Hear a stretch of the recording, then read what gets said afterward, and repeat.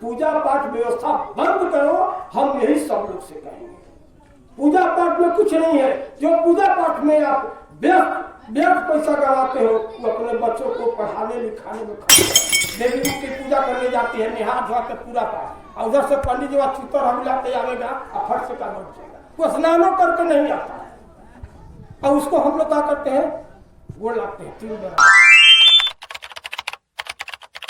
अभी जो वर्तमान व्यवस्था है देखिएगा, छोटा सा पंडित जी का लड़का चुरकी और टीका लगा करके एकदम चारों तरफ दौड़ रहा है। आपको झूठा दिलासा दे करके, भगवान की बात करके, देवी देवता की बात करके आपको उसी दलदल में ले जाना चाह रहा है। वही नहीं, इस देश का वर्तमान व्यवस्था आपको उसी दलदल में, जो हमारे पूर्वजों ने इस दलदल से निकाल करके लाया है, उसी दलदल में ढकेलने का काम कर रहा है। इसलिए इस सारी चीजों को बढ़िया से बारीकी से समझना होगा। सरकार की बात करते हैं, अशोक गहलोत का नाम आप लोगों ने सुना होगा, राजस्थान के मुख्यमंत्री थे। उन्होंने मृत्यु भोज का पर बैंड लगा दिया, क्या कि ये नहीं चलेगा। इस पर बहुत से लोगों ने तिल मिला गया कि मृत्यु भोज पर रोक लगा दिया। हम लोगों ने उस सरकार को बहुत सराहना की है कि बहुत अच्छा काम किया कि मृत्यु भोज पर रोक लगनी चाहिए। और मृत्यु भोज पर रोक लगने का मतलब कि अंधविश्वास पर रोक लग रहा है, उसके काली पर दूर पर रोक लग रहा है। इसका मतलब कि हम लोग समझ रहे हैं कि ये कुछ चीज नहीं है। इसलिए हमारे पूर्वजों ने कहा कि जानो तब मानो, नहीं जानो तो मत मानो। देखिए स्लोगन लिखा हुआ है कि 2 बातें हैं मोटी मोटी, और सबको चाहिए इज्जत, सम्मान और रोटी। सब इसी के लिए लड़ रहा है, वो भी आपको इसी के लिए लड़ रहा है। वो हमको सम्मान करे, वो आपको सम्मान नहीं करेगा। जब सम्मान वो आपको करता तो आपके बाप दादा को भी प्रणाम करता, लेकिन आपको बाप दादा को प्रणाम नहीं किया। बड़ा को तो छोड़ दिए, छोटा को ऐसे मुंह ताकेगा। हम लोग भी बराबर बहुत संग किया है, ऐसा बात नहीं कि बराबर हमारा दोस्त मित्र नहीं है। जब हमसे बड़े उम्र में प्रणाम करते हैं तो उसका बेटा मुंह ताकता कि हमको नहीं किया, और हम तुमको क्यों करे भाई, तुम हमारे बाप दादा को प्रणाम नहीं किया, अब हम तुमको करेंगे। इस व्यवस्था को सोचना होगा, समझना होगा, और ये आयोजन करने का यही उद्देश्य है कि इस बात को समझे। 6 में हमारी मां मरी, सारा विधि व्यवस्था ब्राह्मण बात के खिलाफ किए, तो क्या हमको कुछ हो गया? हमारे परिवार को कुछ हो गया? कुछ नहीं होने वाला है। दिमागी रूप से आपको परिपक्व होगा, दिमागी रूप से आपको मजबूत होना होगा, और इसको विरोध करने के लिए आदमी को आत्मबल मजबूत करना पड़ता है।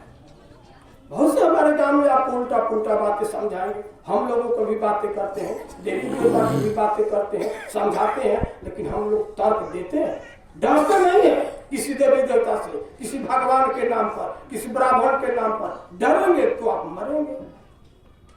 इसलिए जिंदा रहना है।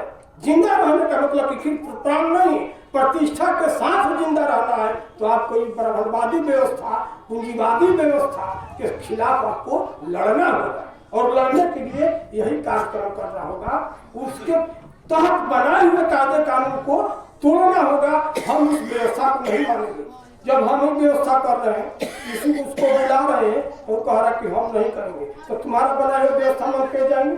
हम क्यों शामिल होंगे? हम क्यों तुमसे श्राद्ध कराएंगे? हम क्यों तुमसे शादी कराएंगे? हम क्यों तुमसे जप कराएंगे? क्यों पूजा पाठ कराएंगे? भाई पूजा पाठ व्यवस्था बंद करो।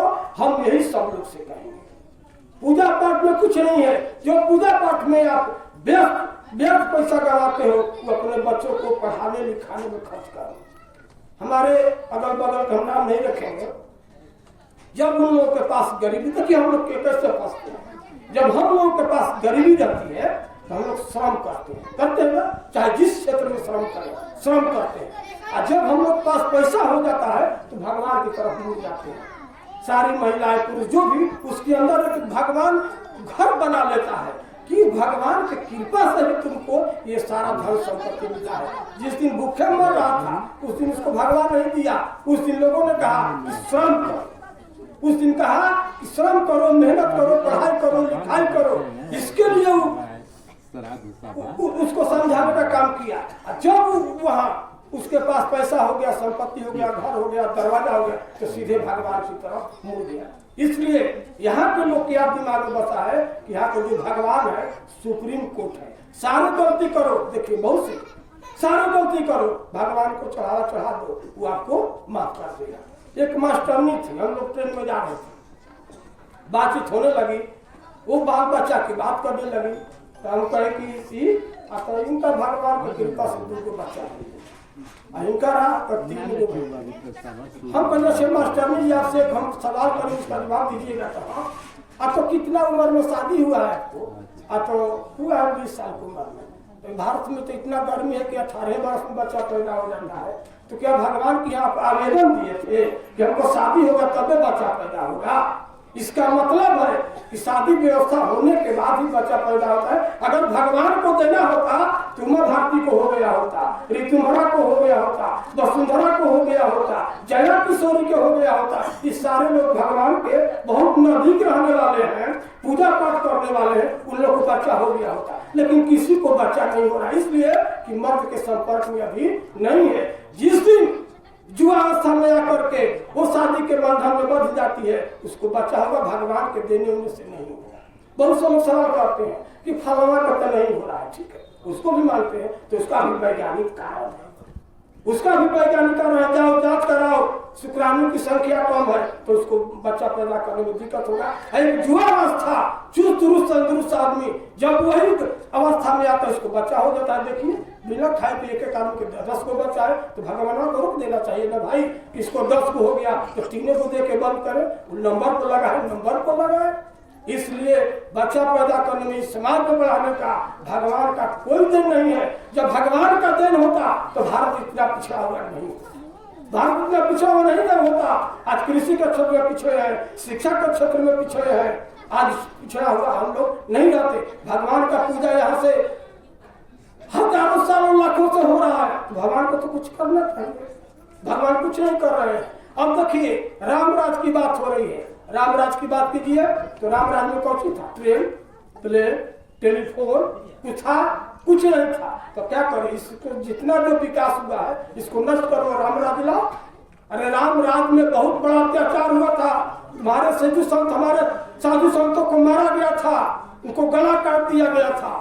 अब शंभुक ऋषि का नाम सुने होंगे, उसको राम ने अपने हाथों से तलवार से काट दिया था। जाकर ग्रंथ पढ़ी, वाल्मीकि रामायण में पढ़ी है, वो लिखा हुआ है।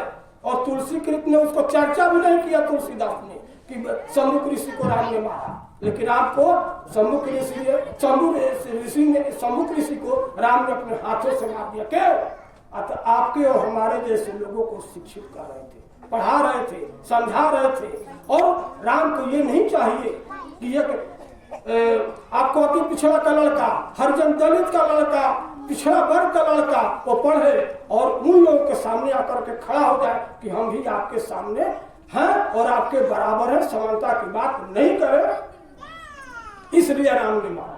आज हम लोगों से बहुत लोग, ब्राह्मण वर्ग के लोग जो समाजवादी विचारधारा के नहीं है, वो बहुत नाराज रहते हैं। तो नाराज होकर के क्या कीजिए भाई? अच्छा, आपके लिए ब्राह्मण क्या कर सकता है? आप जब लड़ाई लड़िएगा हक अधिकार की तो आपको वोट नहीं देगा। आप लड़ाई लड़िएगा हक अधिकार की तो आपके साथ लाठी गोली बारूद नहीं चलाएगा। आप अधिकार कीजिएगा कि हमारे साथ बैठ कर खाना खाओ, आपके साथ खाना नहीं खाएगा। तो ब्राह्मण से हमको संबंध क्या? हम किस बात के लिए ब्राह्मण से संबंध रखेंगे? वो हमको सहयोग करे। जब सहयोगी नहीं करे तब हमारे साथ तुम्हारे वैसा हमारे तुम्हारे नाता कैसा? हमसे नाते नहीं रखेंगे। जो हमारे विचारधारा का रहेगा तो हमसे बात करेंगे, नहीं करेंगे तो तुम जाओ टीका खाना चुटकी बढ़ा करके अपना घूमो, हम तुम्हारे 10 साल के लड़का को प्रणाम करेंगे। ये अब व्यवस्था को बदलना होगा। अब बदलेगा तब जब बम पसरान जैसे साहस को बटोर करके हम लोग इस व्यवस्था में आगे बढ़ेंगे, तब बदलेगा। ऐसे नहीं बदलेगा, बात करने से नहीं होगा, उस व्यवहार में जाना पड़ेगा। व्यवहार में जाने के लिए साहस की जरूरत पड़ती है। आप लोग सुने हो इसी गांव के देवी मंदिर में हरिजन लोग को नहीं जाने दिया जाता। कौन? वही जो रामानंद मिश्र है, जो बहिरा था। ऐसे आपको जब देख लेगा खटिया पर बैठे हुए, ऐसे मुंह तोड़ करके जाता था ना। कोई बात बोल रहे जाता था। और आज व्यवस्था देखिए कि बदला है। तो इस बदले हुए परिवेश में भी आज हमको आपको उसी रास्ते पर ले जाना चाहता है। हालांकि उसका औकात नहीं है, कि मंदिर में रोक दे, चूंकि उसकी संख्या यहाँ कम है। अगर यही संख्या चाहिए इंजॉय में जाकर के आज भी वही व्यवस्था है। तो जो व्यवस्था हमको रोक रहा है उस व्यवस्था में हम क्यों उठाए? हमारा सवाल सीधा, जो व्यवस्था मंदिर में जाने से रोक रहा है तो हम मंदिर की बात ही क्यों नहीं करेंगे? लात मार देंगे उस देवी देवता पूजा पाठ परब चढ़ा ऊंच नीच छुआछूत की बात हम उन लोगों से नहीं करेंगे। हम अपने लोगों को सचेत करेंगे, उस व्यवस्था से अलग हो जाओ और हम लोग अपना ऐसा जमात बनावे जिसमें छुआछूत ऊंच नीच भी बीमारी नहीं रहे। और जब ये बीमारी खत्म तब होगा जब हम लोग सचेत होकर के इस व्यवस्था में, अर्जक संघ में, गौतम बुद्ध में, अम्बेडकर में विश्वास करेंगे, तब खत्म होगा। ऐसे खत्म नहीं होगा क्योंकि इन लोगों ने अपने त्याग तपस्या बलिदान दे करके हमको आज यहाँ पर लाया है। इसलिए इस व्यवस्था में हम लोग को आगे बढ़ना चाहिए। अभी हमारे भिखारी बाबू आ रहे हैं डंडा लेकर के, बहुत दिन से इन लोगों को इंतजार कर रहे थे। आ जाइए भिखारी बाबू, आ जाइए। अब सुई लेकर के ठीक हो गया। इनको सुई लग रहा था भाई, होता है, बुजुर्ग आदमी हो गए, स्वास्थ्य में गड़बड़ी है, तो इसको जगाना होगा जरूर। जब हम आगे के हम एक समाज के अगुआ के रूप में काम करते हैं और जब हम ये काम नहीं करेंगे तो पीछे वाला नहीं करेगा। जब आगे बैठ करके हम नहीं कर रहे हैं तो पीछे वाला नहीं करेगा। इसलिए हमको आगे बढ़ना होगा। थोड़ी सी हमको परेशानी होगी जरूर, इसलिए कि हम मेरा आदमी नहीं, उसका आदमी आपके द्वारा हमको बदनाम कराने की कोशिश करेगा, दूरी बढ़ाने की कोशिश करेगा, समाज से अलग करने की कोशिश करेगा और चौक चौराहा पर चर्चा भी करेगा। हम लोग के सामने तो उनको बोलने की हिम्मत नहीं है, लेकिन चर्चा जरूर करेगा। और हम गोरखा के बोलता पंडित जी के शिकायत के देगा, देवी देवता के शिकायत के देगा, हम पीड़ों के गाली देगा, फलवा के गाली नहीं देते हैं। हम उसके गुण और उनको बताते हैं, आपको समझाते हैं। धार्मिक ग्रंथ पढ़िएगा तो ना आपको समझ में आएगा कि आपके पूर्वज को राम ने मारा है। जब पढ़वे नहीं कीजिएगा तो किसे पता चलेगा कि राम ने शंभु ऋषि को मार दिया? जब किसी ब्राह्मण के सामने शंभु ऋषि की बात कीजिए तो तीन मिला जाता है, राम की बात कीजिए तो तीन मिला जाता है कि राम की शिकायत करें। अगस्त ऋषि की बात कीजिए तो खूब खुश रहेगा, गौतम ऋषि की बात कीजिए तो खूब खुश रहेगा। जहां अपने मान सम्मान की उसके सामने बात किए तो तीन मिला जाएगा। इसलिए जब तीन मिलाएगा तभी आपको मान सम्मान मिलेगा, और नहीं जब तक आपके समर्थन में रहेगा तो आप गुलाम बन के रहिएगा। उससे दूरी बनाना जरूरी है। जैसे आग और खार की दोस्ती नहीं होती, उसलिए ब्राह्मण से दोस्ती मत कीजिए, हम भर सकते हैं। लेकिन करते हैं तो आपके समाजवादी विचारधारा के हो, अगर आपके विचारधारों में विश्वास रखता हो तब करे, और नहीं तो मैं नहीं करे। हमरे से और तुम्हारे से नाता भैया नहीं चलेगा, नेता नहीं चलेगा। हमारे काम में तू नहीं जाएगा तो हम तुम्हारे काम में जाएंगे दौड़े। हम अपना बेटा बेटी के साथ क्यों कराएंगे?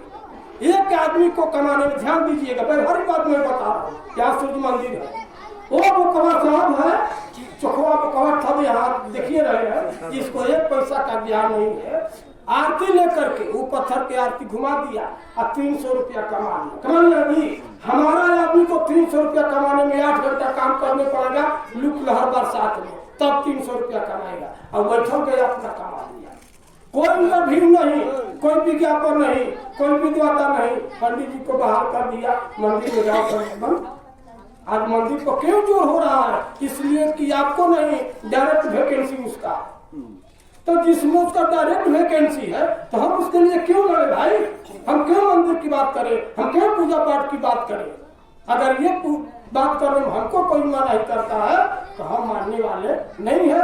इससे दूरी बनाना, हमारे समाज के लोगों को बताना, समझाना, सचेत करना, ये मेरा परम धर्म है, परम कर्तव्य है। मैं इस बात की हमेशा वकालत करता हूँ, हमेशा बोलता हूँ। न हमें किसी से डर है, न कोई लोभ है, न कोई लालच है। हम कोई डरा भी नहीं सकता। क्यों डराएगा? हम अपना बात कहने की आजादी में रहते हैं। तुमको मन है कि गोबर में ही जाकर के फंसे तो फंसो गोबर में, लेकिन तुमको मन है कि मोटे पिए तो फिर पियो जा करके। हम गोबर गोईठा अमूत और गोबर के गणेश के पूजा पाठ नहीं करेंगे। थोड़ा सा हम लोगों में कमजोरी है अभी कि इस व्यवस्था समझते हुए अभी थोड़ा सा हम लोग नॉर्मल रह रहे हैं। नॉर्मल रहने की जरूरत नहीं है, टाइट होने की जरूरत है। खाली आवाज बोलने की जरूरत है। ये बालू के भीत ज्यादा दिन नहीं चलेगा, लेकिन हमारे ही लोग उस बालू के भीत को एकदम सीमेंटेड प्लास्टर करके एकदम तैयार रखते हैं। इसको तोड़ दीजिए, मार दीजिए, ला भंस जाएगा, आपके सामने खड़ा नहीं होगा। उसको कौन खड़ा किया है? उसको हम ही लोगों ने किया है। पंडित जी की यहाँ वो जो करियला पत्थर रहता है वो टांगा रहेगा साल भर, एको दिन घी में नहीं नहाएगा। और जब आपके यहाँ जाएगा तो घी मांगेगा, उसको मल मल के नहाएगा, वो करा मल लागे पत्थरवा और बना दिया शादी करा। जाकर फिर क्या कहता है? सत्यनारायण भगवान के कथा। कथा किसका सुनाता है? बनिया के, लकड़हारा के, मकड़हारा के, लीलावती के, कलावती के, पांडावती के। अरे उसको ना सुनाओ कि सत्यनारायण कौन थे, जिसके नाम पर कथा कह रहा है सत्यनारायण भगवान, तो सत्यनारायण भगवान के जीवनी नहीं सुनाता। सुनाओ सत्यनारायण भगवान के जीवनी, तो लकड़हारा सुन लो, लीलावती सुन ली, कलावती सुन ली, मानती सुन ली, बलावती सुन ली। अरे सुनली नून कथा सुना, जब सुनली उसके बारे में नहीं सुनावेगा, क्योंकि जानता है कि इसका कहानी वास्तव में है कौन, वो नहीं सुनावेगा।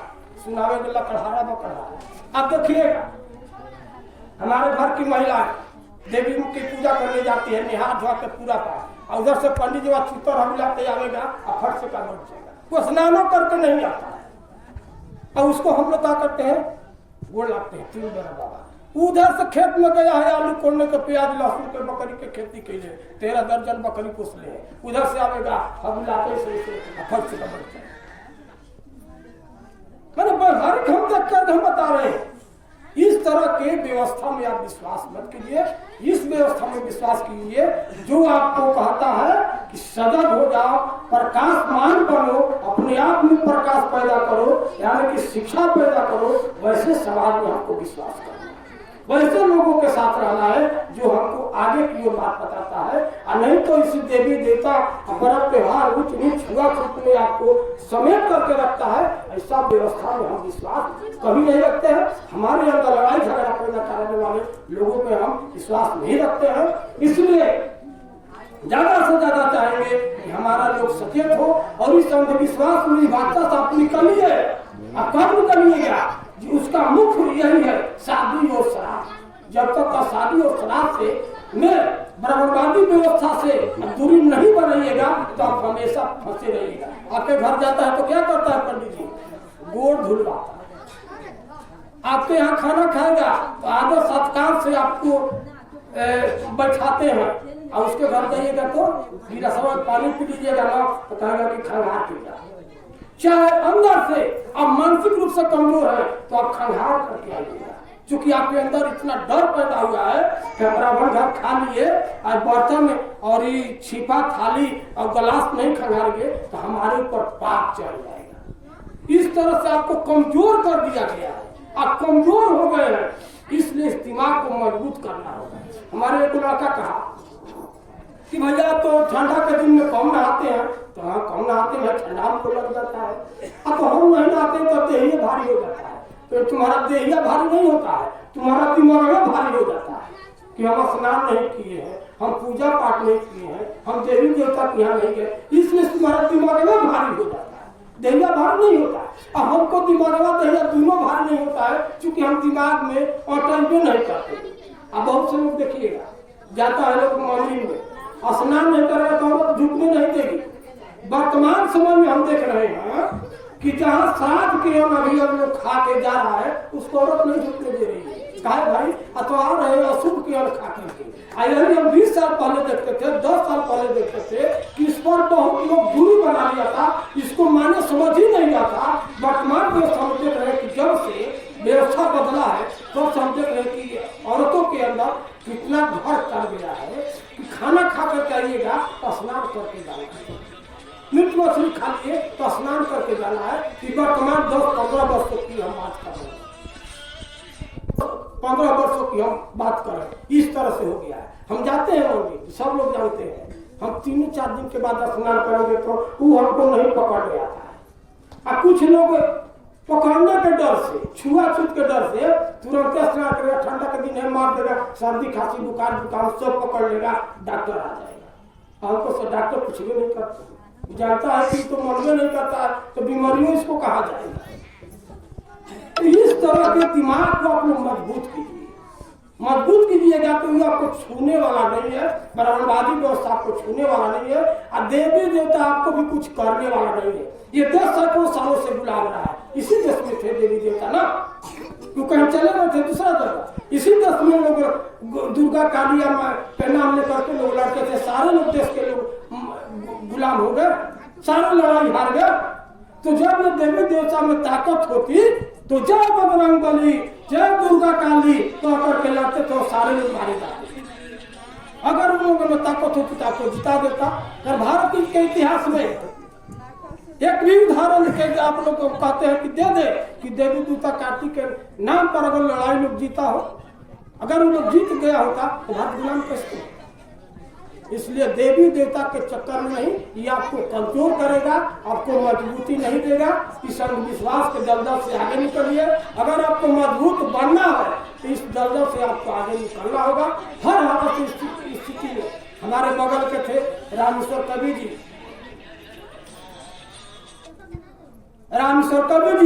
आकर के हम लोग को समझाते थे तब आज पढ़ता है। वैसे लोगों ने हम लोग को आकर के एक आदर्श के रूप में हम लोग के बीच विद्वान थे, मौजूद थे।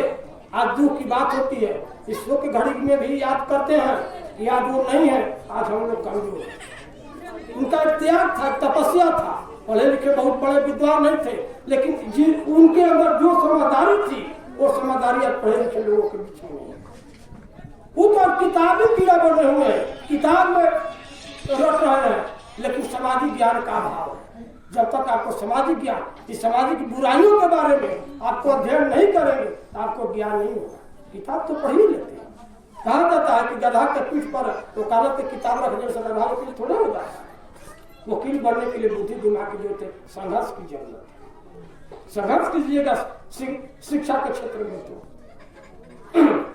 इसलिए ये जो आज हम लोग आयोजन किए हैं, इसका मुख्य उद्देश्य यही है कि आज हम कर रहे हैं, कल आने वाला पीढ़ी कर इसको अपनावे और उस ब्रह्मवादी व्यवस्था, अंधविश्वास की व्यवस्था, देवी देवता पर जो आप लोग के फंसे हुए हैं, इसे आगे निकाल करके इस समाज को आगे बढ़ाना है। और जिसमें फंसे रहेंगे तो आप आगे नहीं बढ़ेंगे। और भीमराव अम्बेडकर जैसे लोगों के रास्ते पर चलकर जिन्होंने शिक्षा को ही महान बताया, शिक्षा को ही ज्ञान का आधार बनाया, इस समाज को बढ़ने का स्तंभ दिया। इसलिए मैं अंतिम बार में फूले पेरियार रामा स्वामीनाथन पर जय बुद्ध जय भीम कहते हुए मैं अपनी वाणी को समाप्त करता हूँ। जय हिंद, जय भारत।